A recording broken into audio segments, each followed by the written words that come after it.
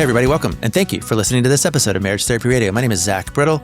I'm here today with two of my favorite people, or two people that I really love and adore. One is Anna Sturck, who is one of the faculty members with Relational Life Therapy. She's here with her partner, John. I met them in person. Anna, I had taken some coursework with Anna before, but I met them in person in Costa Rica, and we got to spend the week together. We talk a little bit about that. We talk a little bit about the work. What is the work? People talk about, we're doing the work. They both have an interesting perspective on that. So I was glad to learn from them in that case. And yeah, really cool. I'm learning a little bit about the work myself. I've had an epiphany relative to getting in the wrong line at Costco. I was going to get gas. I got in the wrong line and I got unreasonably angry about it. And you get to hear a little bit about how I worked myself out of that. Biggest news for me right now is I'm recording this in the first week of June. I turned the manuscript in. So the book is done. It's sitting with my editor. And now I'm just trying to figure out how to metabolize all of that. It is a very weird thing to write a book, at least in the way that I did it. The guy who started the book in October is not the guy who finished the book in June. And things that I wrote in October that were sacred cows for me, things that I thought were absolutely essential to my point of view and what I wanted to say, didn't even make it in the final draft. That is bizarre to me. I don't understand how that works. I gained a totally new appreciation for what it meant to be a writer. I have a couple of friends that are writers. That's their job. I am a writer. What do you do? I'm a writer. And I can't do what they can do. The craft is in fact a craft. I think we live in a world right now where content is getting churned out and generated by, in very quick sort of sound bites. It's getting generated by artificial intelligence. It's getting generated by, in all kinds of different forums. But the actual art of drafting words and putting them on paper and then going back and revising that and responding to edits and figuring out how that works. I mean, it's not unlike what it's like to live a life or to work a marriage. In fact, the guy who got married to Rebecca in 1997 is not the same guy who is married to her now. In fact, we've probably not even in the same marriage. This might be marriage number 4. Anyway, it's a wild thing. And I'm really interested in continuing to hone my craft. I don't think I'll ever be a writer. That's never going to be my job. But I do think there is something about working out your thoughts with words and then revising and revising and revising. That's how I went through the amends process during my recovery. It's how I went through the book. And it's what I'm going to start doing over on Substack. I now have a vision for what I want to do and who I want to be in that space. I would invite you to join me. You can do that by going to stuffiwrite.com, or you can search Substack by my name. But yeah, I'm going to be churning out just things that I'm thinking about and maybe some snippets from the book or realizations from the book. And I look forward to keeping you posted over there and here at Marriage Therapy Radio. Thank you so much for continuing to listen. I hope this is really helpful. I wanted to let you know that I have a client who is really, really, really bad at relationships. Grew up in a very toxic home and never learned how to do relationship. Doesn't know what a real relationship looks like. And he's been listening to Marriage Therapy Radio, and the main benefit for him is that he is just getting more examples of how people make it work. People from all walks of life. That is my goal for Marriage Therapy Radio. So I'm grateful that that couples are continuing to come on and tell their story. I am actually also looking for a few couples to come on and do a specific kind of mini project with me. If you're interested in coming on and volunteering to be a part of a little mini project, I want to teach 3 specific skills. And so if you want to learn some skills and you feel like you're a good candidate, shoot me a note. That's at info@marriagetherapyradio.com. I'm going to put that on Instagram too, so I can generate more inquiry. And also just to continue telling important stories about how relationships work. Important stories like Anna's and John's. This is a very cool conversation. Stick around. How's it going? Are you nervous? Yes. Yes. Why? I mean, it's okay that you are, but tell me about your nervousness. I mean, it doesn't take that much to get me nervous, but I mean, I could go into detail about it, but I don't think this is not my therapy session. So could be. Depends on what unfolds. Let's just put I feel it energetically in my body. We'll leave it at that. Yeah. Well, I think you said you're just like not you have no presence out in the Yeah, I mean, that's at least a logical manifestation of what my nervousness is. It's just like I'm going from literally unknown, no internet footprint whatsoever. But yeah, I'd say at its core, I just, I just energetically notice that I'm feeling anxiety about it. But I don't have a real conscious like concern about it or anything. I go to the gym with a guy whose claim to fame is that he's ungoogleable because his name is, what is his name? His name is like the same name. It's like it's Paul Stanley, who is like one of the members of the band Kiss. Yeah. So it's like, if people Google me, all they do is they find the guy from Kiss. And so there's he's been able to remain anonymous forever. Funny story, when Anna Googled me, she thought I was my uncle who is a therapist. And that's who you would find from my relatively unique name. How was that for you? I'm imagining that's at the beginning of your relationship and you're kind of first meeting this guy, and then you go on Google and you find out he's a therapist. What does that do for you? Well, it was confusing mostly because I had met him already, and the picture kind of looked like him because his uncle's online picture was much younger than he actually is. So it's probably from like the age that we are. And so it was confusing because I was like... My grandmother's genetics trickled through, though, too, enough to, discuss For sure. Yeah. There's a relation. There's a clear relation. Yeah. Yeah. That was, that's the weird thing about when you are meeting somebody on an app, is that then at some point you go back and you Google them.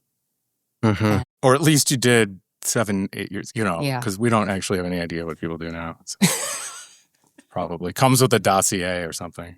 Yeah. I mean, I've been with Rebecca since before email, so I don't really know anything about how the world of apps dating works at all. So I mean, you have TV, so you kind of have some idea. Yeah. It's pretty well represented. Yeah. It's not incorrect in a lot of those representations. I want to ask you the miracle question. If we have this podcast recording and we knock it out of the park for you and you get exactly what you want out of working for 45 minutes, telling your story to the entire world of 7 or 8 billion people, what do you get? What happens for you? Oh, you're so tricky, Zach. I know. Yeah, I don't think I have an answer. Like, I am very much letting go of outcome in this one. That I don't have. I don't have a clear answer to that. It was cool of you to ask, and happy to be here. I'm really like along for the ride of whatever it looks like. That's cool. I got questions, so I'll make it easier for you. I'm just wondering if you have like hey, this is our coming out party, and I wonder what if there's anything like that you hope to get, or even if it's that we've been it, we could throw it away if we want to. Yeah, not for me. What do you got anything on that? I mean, to me, we're already getting it, right? To me, it's the practice is the practice, right? Like the fact that I felt anxiety about doing it or didn't really, and she wanted to do it. And so just like every other day in my life, right? There's some other way in which you're trying to lean into it instead of run away from it. And so this is it. Yeah. For Gen Pop, for all the people that are listening, Anna is one of the faculty members at the Relational Life Institute, has been a mentor of mine, and I have a ton of respect and regard for the way that you do the work and the way that you approach it and what you've taught me. So I'm interested in hearing a little bit about that. But here's my first question, which is actually for you, John. Can you describe for me relational life therapy? I mean, what do you know? It's like one time I had this girl at my house and she was like, all she did was musical theater. Like her whole life was musical theater. And I was like, could you do me a favor? Just describe for me Star Wars. Tell me everything you know about Star Wars. And I just recorded her. And it was the most delightful thing in the world because it was like kind of close. And she understood like robots and spaceships. But I'm wondering, as someone who's RLT adjacent, but also in it, because you're partnered with somebody who's kind of got this vibe. Like, what do you know? How would you describe it? Right. I mean, for full context, right? Like we met at a relational life therapy kind of event. And so, right, I've been more than just, in the proximity to it, but, cool. But I also have tried to answer that. You mean you and Zach? Yeah. Yes. You. Oh Yes. yeah. No, Zach, I know that yes. part. Yeah. Not Yeah. you and Yeah. Anna. So I'm just saying for the greater context, right? So Yeah. I should be able to answer this question. It's not like you're just completely putting on me spot. It's one that I've Yes. tried to. I'm going to dodge the question just a little bit, but and describe it just in a more lay person's way, right? Like the way in which it intuitively made sense to me, is when we were, when they were talking about the grid, right, and putting yourself kind of in these quadrants, and this idea that you're just either kind of you're out of the middle and out of moderation in one way or the other, and they're just kind of mirror images of each other, right? And so that kind of resonated with the kind of fundamental understandings of the world that I've kind of come across in later in life, right? Just of mindfulness, right? Like that it's all relative, that it's like if you get too out of flow, right? You're gonna all of a sudden, it's not gonna work, right? Like your relationship to other things, to other people, to yourself, like it's just not gonna work. And so, right, to me, that's when it's a relational life, right? It's about all that being in an ecosystem together, right? It's like if you're better than, then someone is by definition lesser than, right? And whether you want to kind of go back to the origins of what my understanding of kind of where Terry kind of got into this of like feminism and the idea of, right, being one up on nature or on people or whatever. It's right. The same principles, right? We find surfacing in all, like in Western philosophy and Eastern philosophy and all of these kind of places, and they just have a different kind of way of articulating it, right? And so it just kind of intuitively made sense. And so to me, that's kind of what I would say it's about, without getting into the actual details of what it is about and how it's different or special. Yeah. Yeah. That's not I don't work in marketing for them. So somebody sure does. That's for sure. Those guys can churn out some marketing material. That's they no can. doubt. How did he do? Did he get it right? Is that how you understand it within the context of your relationship together? I mean, I think that was a pretty sophisticated answer in terms of his expression of understanding of it. It certainly aligns with like the way, like the core of it, that nobody is, the great lie is that anybody could be worth more or less than anybody else, and that we aren't above a system, we are a part of it, and that when we are out of a grounded place, that we're not going to be able to, we're not present with what's really in front of us. So I mean, I think like that's essentially what he just said, and I think that is the core of it. Yeah. To me, it comes back to like intimacy. Is there access to intimacy? And you can't have it from above or below. So that's as simple as I could sort of put it. We did meet. I forgot. I didn't forget, but I do know that we met. Anna and I met on the internet when you were teaching a practicum that I was taking. But then in person, it was in Costa Rica when we were just kind of there hanging out and doing our thing. And that was the first time I'd ever been around. I think part of what was really cool for me was being around all of you, the faculty, but then also all of your partners, like kind of seeing not just that we were there kind of reciting the mantras or doing the thing, but actually watching people interact and go in and out and up and down and trying to figure out how to just take care of each other in the midst of, I mean, it wasn't quite a stressful week, but it was intense for sure. It was that was an intense week. Vacation. Yeah, it was not. It was not a vacation. Yeah. That was an intense experience. The material that was presented was nothing new for me. Like it's the same material that I teach. It's like I am steeped in it. But it was the first time that I had been live with a partner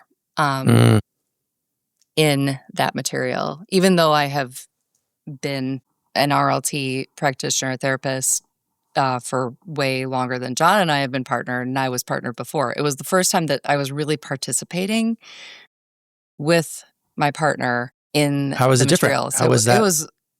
I am fond of saying that the material for me is always fresh, but it was especially fresh on that trip. There were a few things that I realized. One, had to do with like a realization of how much covert control I still have around things like using some of the relational tools that I have. That was like 2.5 years ago now. So I've been actively working on just noticing and continuing to grow away from that covert control so I can actually use those tools for intimacy.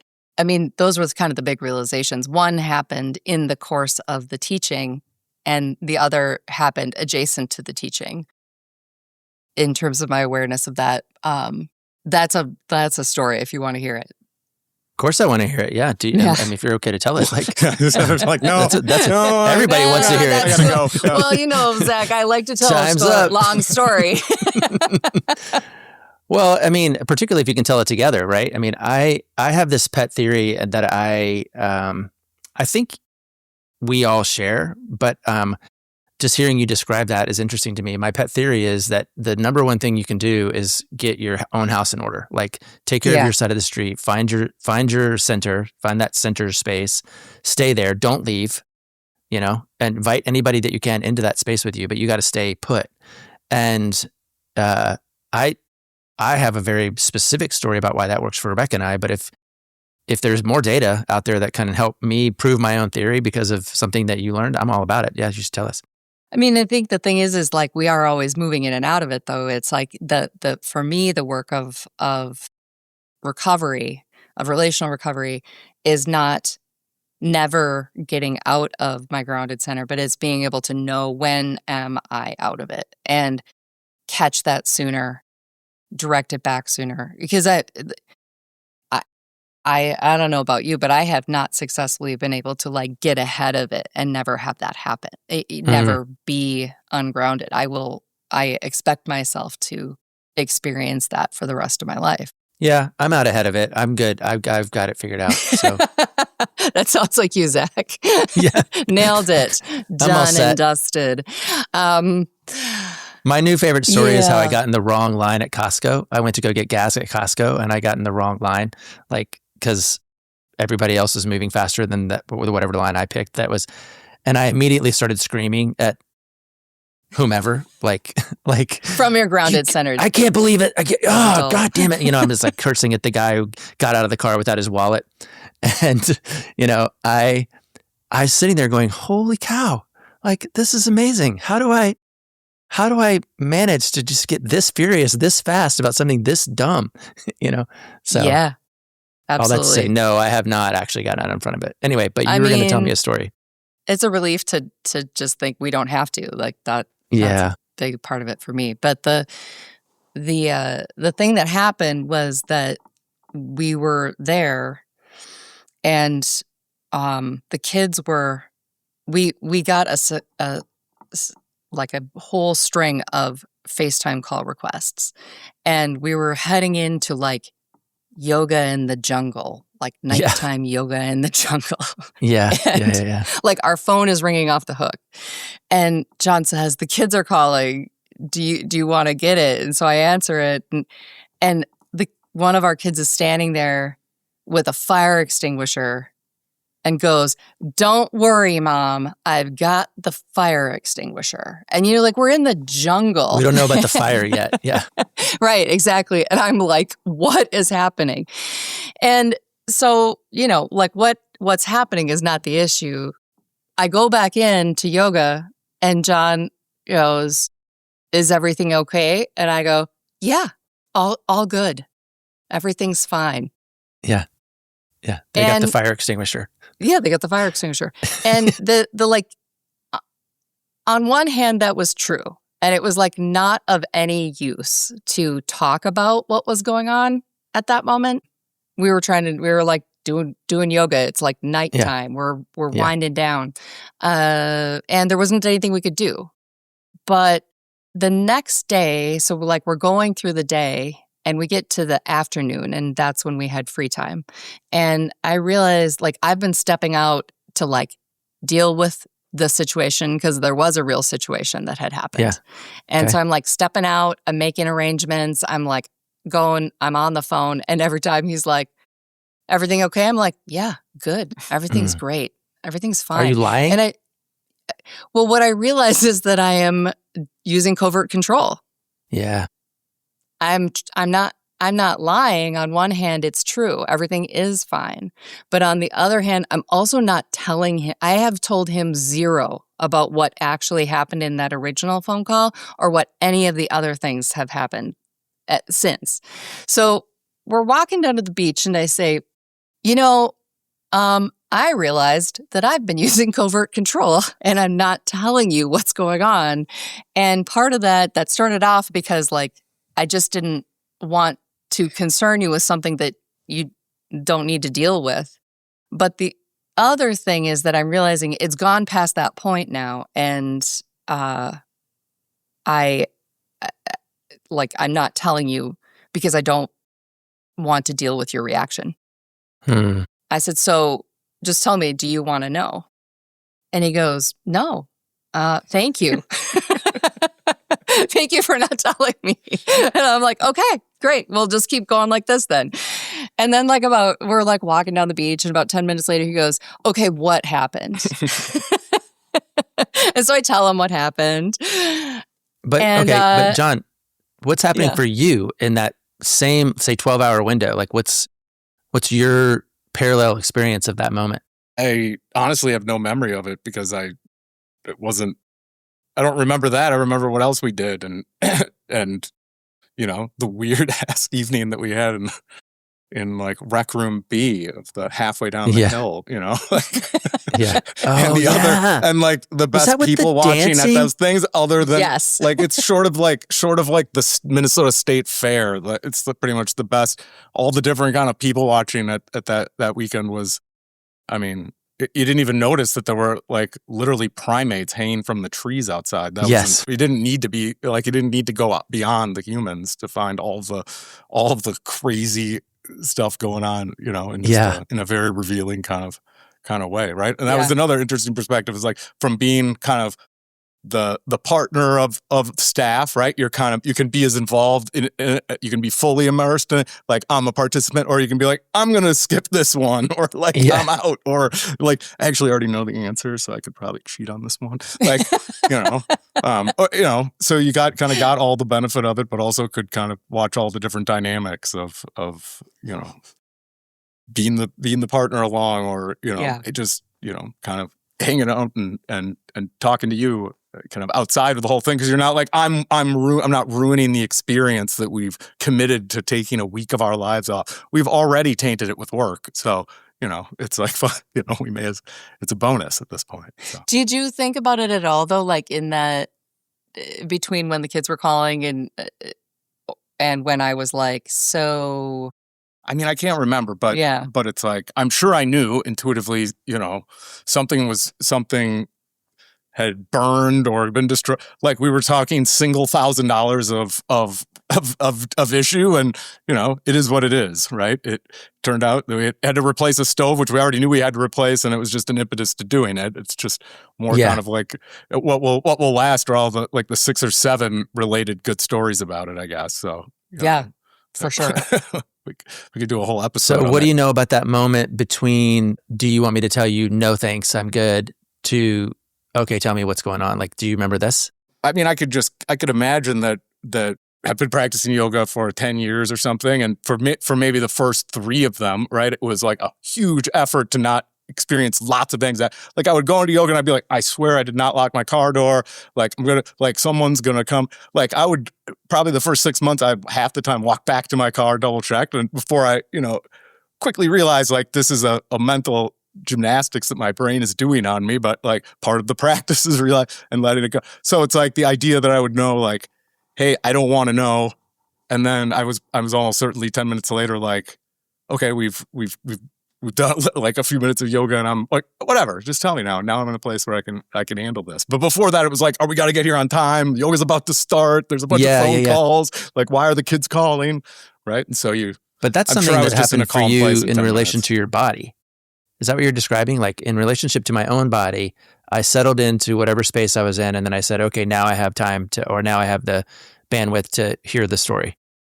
Yeah, I mean, I think I'm aware that above a certain threshold, which is probably not even my resting rate, right? But Yeah. need to be slightly below average operating condition to be able to like effectively handle something without feeling all the extra noise about it. Yeah.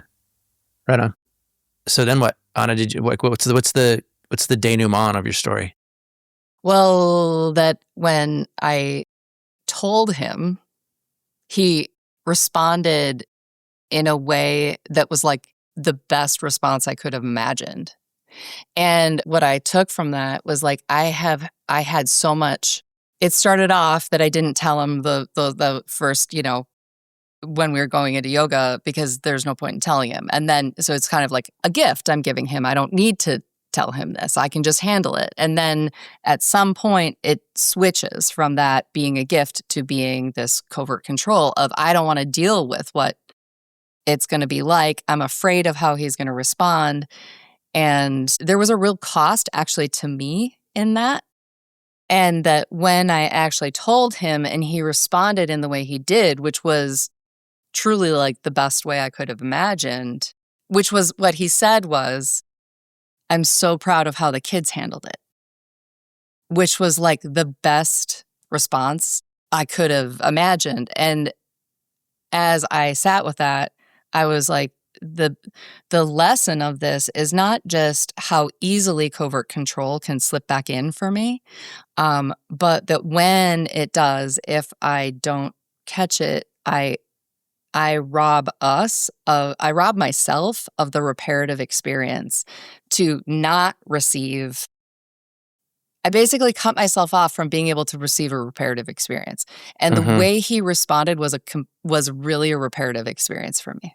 Yeah. You had predicted what you thought was going to happen. Yeah, I had predicted what I thought was going to happen. It was based on us, but it was also not just based, and this is part of the work, right? It's not actually just based on us. It's based on my own history, my own relationship history, and my own family history of why I started using covert control in the first place. Of like, I'll just take care of everything.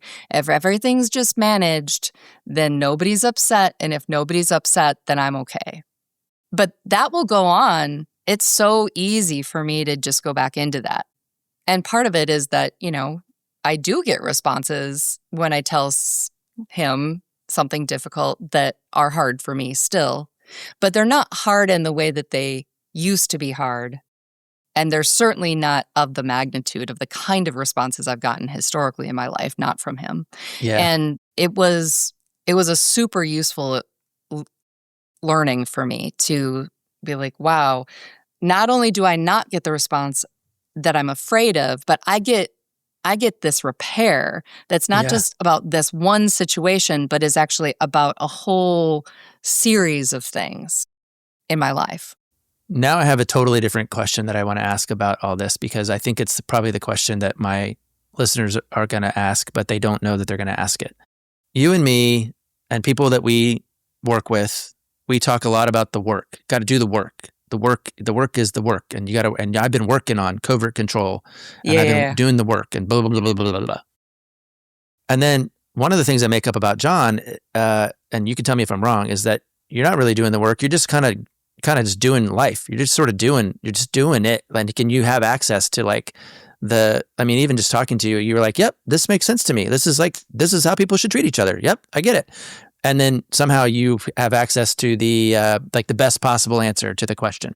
And I'm not denigrating you and any work that you may or may not be doing, but I do wonder about those of us who are like really into the work and we do the work. And then there's other people who are like, yeah, man, I'm just kind of doing the right thing in my life. And that's what I try to do. Like, am I close to the thing in what I've made up? Like, or do you like, what do you think? How would you both describe your relationship to the work? I mean, I have two thoughts about that, I think. One is, in my experience, many of the people that say they're doing the work, I'm doing the work, it's like they're doing the parts of the work that they want to do sometimes, right? Like they're reading all the books, I'm checking all the lists, I'm showing up. I'm willing to go to 12 hours of therapy a day, but my partner isn't, or like, it's like, well, the work is often doing the thing you don't want to do. It's realizing like the work is, I mean, I do plenty of, if the work is doing things that you're uncomfortable with, that you didn't want to do, that you're like, I'm drowning in the work. Right? Like, I don't want to own a house. Like, this is not for me. Like, my ego is not the reason why I have a house. No, but like, whatever it was, 10 plus years ago, when I had the, like, one of those, lifetime, you're like kind of had those forced into an epiphany of life, or of realization of yourself, or like whatever, like these things are not working, need to try again. Like, that's when I both began kind of my own personal therapeutic journey of introspection, as well as kind of exploring the path of yoga and mindfulness, and right, they all kind of lead the same places, which is like the struggle is within yourself. Like, there's a way out. It's like, that's just what your brain is telling you. Like, and once you start to be aware of that, or awake to that, like, you start to see it more and more places, right? And then you start to see it, and then sometimes you, whatever way you want to describe it, like snap back into the dream, or whatever, like, or get out of balance, or start to be too withdrawn, or too in people's, like, whatever way of extreme you go, like, you realize that is most likely the source of your destruction. Like, that to be able to at least learn that, like, when you're standing in line at Costco and seething at everyone else and their idiocy and how they're doing this, dude, that it's probably like, wait, they weren't doing it to me. Like, by the way. yeah, exactly. Like, it's probably like, I probably could experience, like, have I ever experienced this without this happening? Yes, I have. What's different? Me. Okay. Like, ta-da. Like, like, whatever way you want to think about, right? Like, whatever you want to be, like, you're experiencing too much anxiety, and some exercises to, think about, and then so what happens? And then this happens, so what? And then this, right? Like, that disaster, but like, whatever way you want to think about it, right? Every single one of these exercises, the work, right, is just like leaning in, is not running away from that, but realizing it's all in imagined state, right? And that just as easily as you're imagining your unhappiness or this problem, you could be imagining or experiencing it in a different way. And that, like, it's literally your problem, like, how you do it. Like, it's no one else's. And well, I might forget that all the time, right? It's still, to me, like, that's the message that Anna tries to communicate, that I've heard every time in any of these relational life events, whether they're taking place as a global pandemic is letting loose, and we're in Mexico together, or whether it's like, while you're watching, kind of everybody's different experience in a like the most possibly conducive experience to therapy, and you still watch some people are like doing the work, and other people are like experiencing the experience, and some people are just like,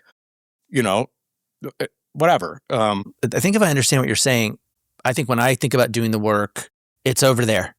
I'm going to go over there and do the work. But it seems like what you're describing is, no, it's right here. Like, I'm doing it all the time. I'm doing the work by owning my house. I'm doing the work by trying to raise these kids. I'm doing my work by trying to, like, stay sane in the middle of the traffic that I'm in. Like, coming on this podcast on Thursday, totally. Like, that's the work. Like, it's the practice. Like yoga is just about, you just go and you do it, right? You don't have an expectation. There is no, at the end, you're not like, but actually you are strong, right? Like, you learn how to, like, that it's all, like, the breath is the entryway into this, and it's like you learn some fundamental truths. So if I'm not doing the work, though, it is like, I mean, not to say I'm, we'd all love to tell the story where we're doing the best, but it's like, I'm not doing some of that work now, right? Like, I'm not as good about that practice being the practice, right? Yeah. And I feel the difference, right? Like, it's not optimal, and you're like, no, but today I need to work. Today I actually need to make dinner. Today I used to see those other people, and they were like, well, I couldn't come today because I had this, and you're like, come on, man. Like, if you'd been here, you would have known that they actually didn't have to do the thing. Like, now I'm on the other side. So it's not like I'm delusional and thinking I'm over here just breezing through doing all the work. Like, these other things are hard, but also it's just hard to even to like, that's why the practice has to be the practice, right? It's like, you don't think about it. And that's what I think is often the most difficult about, whether it is like in the external world, right, where technology is moving so quickly now, or just like the fact that kids make time seem like a week is a 15-minute interval, right? Where it's just like, it's so easy to just fall out of out of that sync. And if you have, like, sure, if I had the ideal day and I didn't have to go to work anymore and no one needed to do anything and I had a staff working at the house, I could definitely be a lot more mindful. Like, I would for sure. I would not waste the fact that I could go and have like my private yoga session for 3 hours every day. Like, I would. You totally do If it. I could go sit on the beach in Hawaii, I think I would definitely get it in. At least on the golf. I don't know. We'll have to test this theory someday. Someday. But I was doing it before we were so busy. Yeah.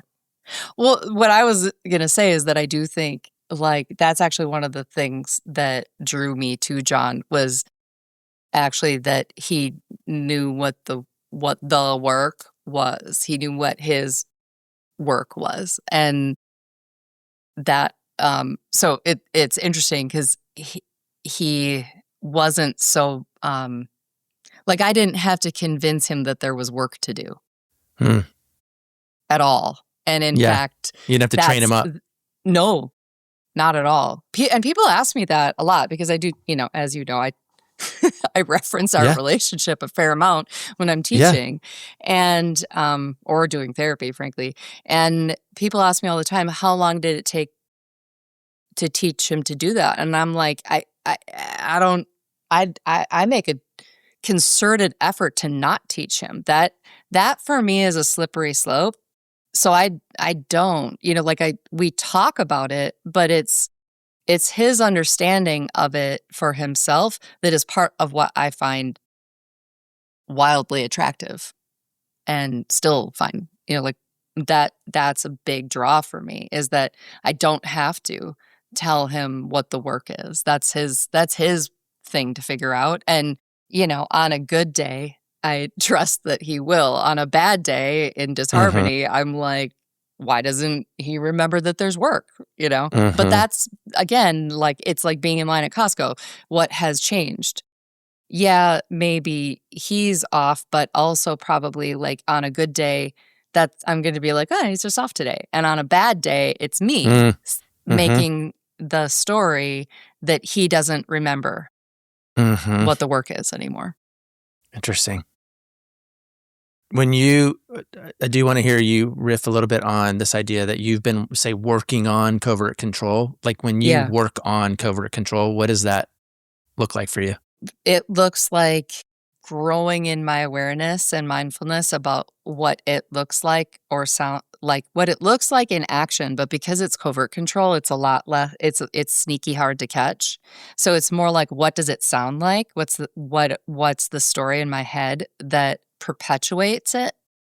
What are the repeated phrases that I find myself saying to myself, thinking to myself, and catching it sooner, talking to that part of myself, containing that part of myself, reminding myself that doesn't actually result in what I'm hoping for. But that's not like, I've been doing this for a long time. It's certainly gotten easier. It's a lot easier in this relationship than it's ever been before because I get positive reinforcement enough of the time that if I stay out of the covert control, that he's warmer, more connected to me.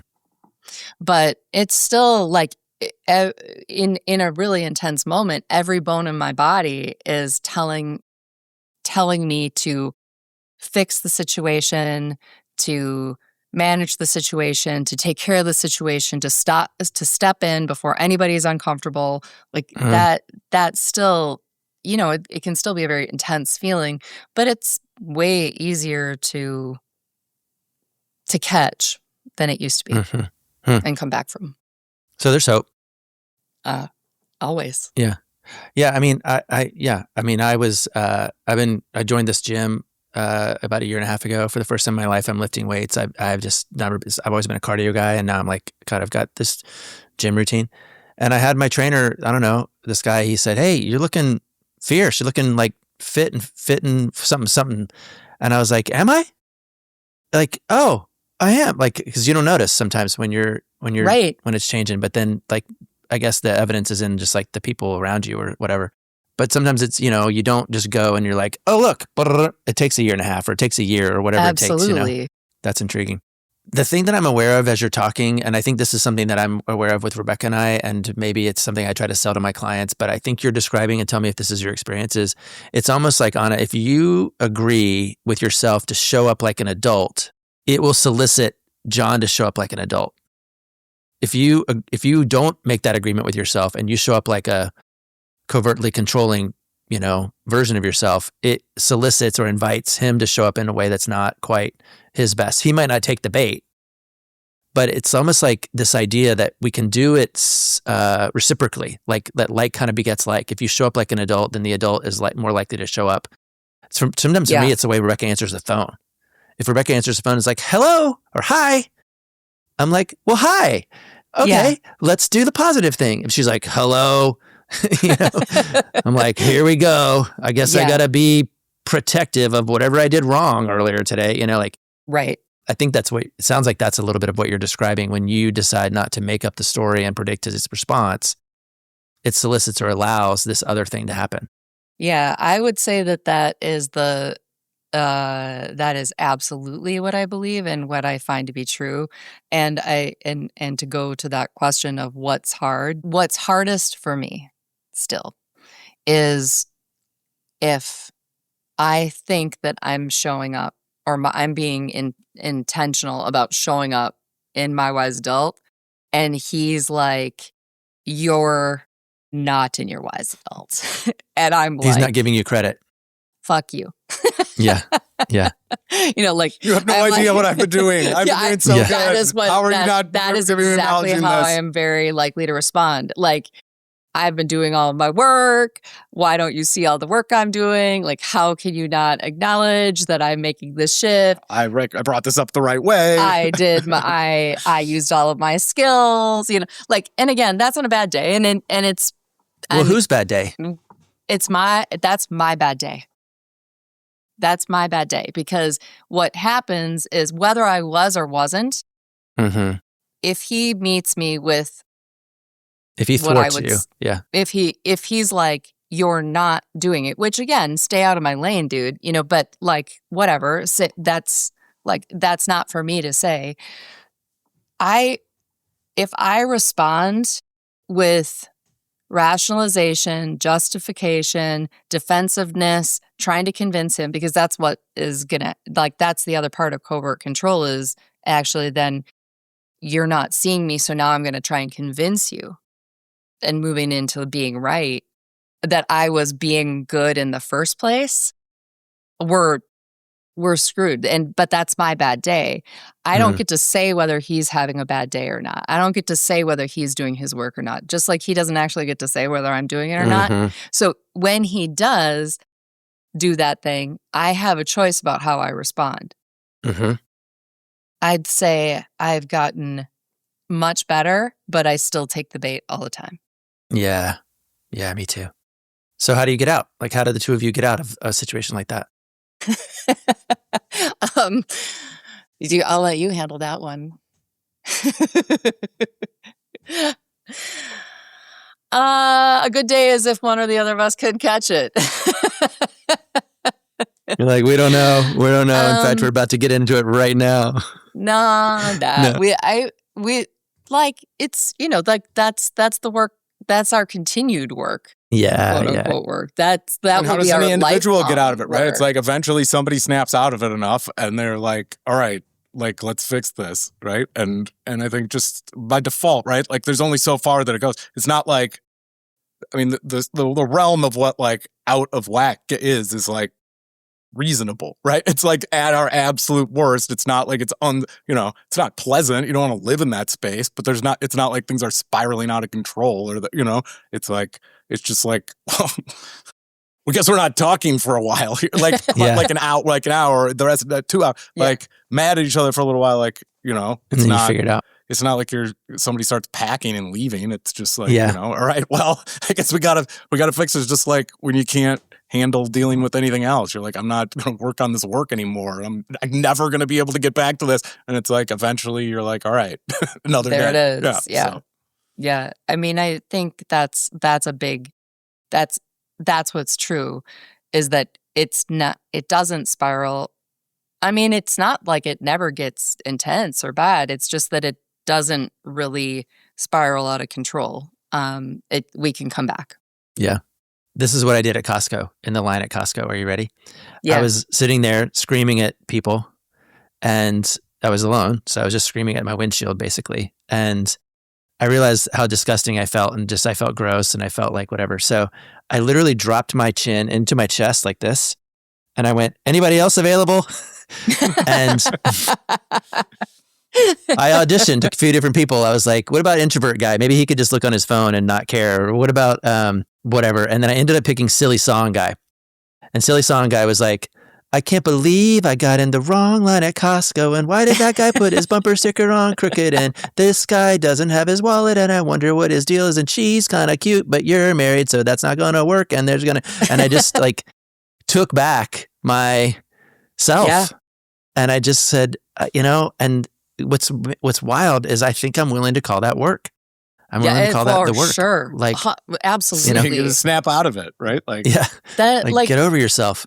Like if we're arguing with each other, we both are aware, like at immediate subconscious level, like we're both wrong, because if either one of us was not on tilt, like this would not be happening, right? Like when one of us is on tilt and the other one is not, like just like I know when she's telling me how she's been doing the work and how she did this right, that she's a little on tilt because, and most of the time I'm like, and most of the time I'm like, I'm aware you're on tilt, and it's all good. Like, to myself, right? And so it's just like, if I'm not on tilt, I can deal with it. But it's like when I'm on tilt, you go inside and you're like, John, you could definitely make this worse if you want. This is accurate, right? Then I've got to point it out, and then eventually, right? Like, obviously, you realize that there's something that you're wrong about. Yeah. Even if it's not all of it or any of it, and it's like, so how do you kind of stop going that way and start going this way? Yeah. Yeah. I think, like, to that point, though, anytime that we get into, well, this is the work, not that, right? Yeah. That's a good sign that you're on tilt. That's a sign that you're not doing the work. Yeah. It's like if a poker player's like, the cards keep screwing me, it's like, you might be on tilt. Yeah. It's just math, man. Well, listen, you guys did great. How are you feeling at the end of your podcast, debutante ball situation? Just like I do at the end of any interview, relieved that it's over. No. Yeah. And delusional that it went better than I thought. I feel great. Good. Yeah. The weird thing about using our relationship as a reference point in my teaching, not the weird thing, like the good thing. It is a reminder of what an amazing partner I have. Like I am often reminded of what an amazing partner I have, and like, why did I fall in love with this person, and why do I, deal with the stuff that's hard? Yeah. Because I get enough of the stuff that's good. And when I hear him in his best self, but more than that, when I like think of who he really is and like the ways in which he shows up, it's so positively reinforcing. And having been a relationship therapist in not a good relationship, I know how that can feel different. Oh, wow. And so like I have a real reference point within myself about what it felt like to work with couples and not and be just like, feel like a little bit of a fraud sometimes. Very deeply. Yeah. And to be like, I don't feel that. I feel so grateful for the actual like fire of our relationship, like the mixing bowl, the crucible, the stuff of it, the alchemy of it, that the transformation of it, that when I am using it as a reference, it's always a reminder of how much gratitude I have for him and for how he's shown up in my life and my kid's life. Yeah. The way he sees the world. I'm very glad to know you both. I'm glad that you came on Marriage Therapy Radio and that I get to share your story with 8 billion people. And yeah, thanks so much. Thank you, Anna, for being a person who speaks wisdom into my life. And John, I'm glad to know you too. And so I'm happy that we got to make this work. Yeah, thanks for inviting. Thanks for being in our lives too, Zach. I got to tell you guys, I really am grateful to have talked to Anna and John. They're cool people. I'm glad to know them. They were a big part of my experience in Costa Rica, which was a formative experience for me, healing and transformational in terms of the way that I began to take my own recovery seriously. So I'm grateful to those guys. I'm also really kind of obsessed with the story that I told you about being in the line at Costco and really just kind of looking inward and auditioning who else might be available to respond or react in any given situation. I'm getting faster. That's my hope for my own recovery, and it's my hope for you. And again, just grateful that you're continuing to listen to Marriage Therapy Radio. Please follow me on Substack. Follow us on the Instagram. As always, if you leave a review, a 5-star review on Apple or Spotify, that's very helpful. And I just want to thank you again for the time and attention you're putting into making your relationship better today than it was yesterday.